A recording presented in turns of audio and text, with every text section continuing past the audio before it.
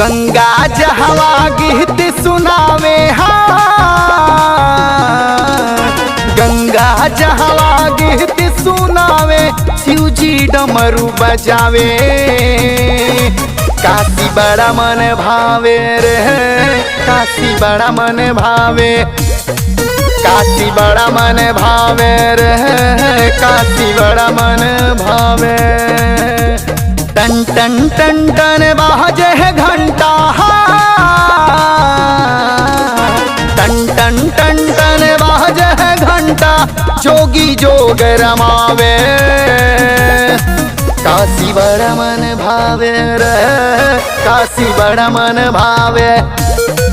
काशी बड़ा मन भावे रे काशी बड़ा मन भावे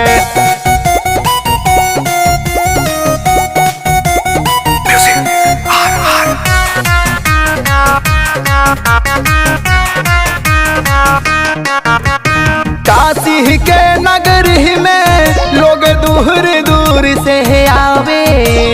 गंगा में नहा के भोला के दर्शन पावे काशी के नगरी में लोग दूर दूर से आवे गंगा में नहा के भोला के दर्शन पावे काशी के वासी बने के काशी के वासी बने के भोले से मनावे काशी बड़ा मन भावे रे काशी बड़ा मन भावे काशी बड़ा मन भावे रे काशी बड़ा मन भावे बोलो बोलो शंकर भगवान की।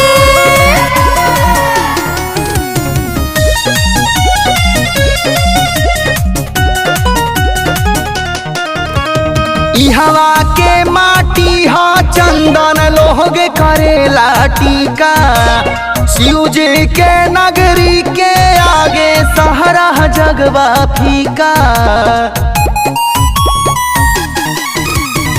हवा के माटी हा चंदन लोग करेला टीका शिव जी के नगरी के आगे सहरा जगवा फीका स्वर्ग लोक से देवगण हवा स्वर्ग लोक से देवगण नित यहाँ आके शीश झुकावे काशी बड़ा मन भावे रे काशी बड़ा मन भावे काशी बड़ा मन भावे रे काशी बड़ा मन भावे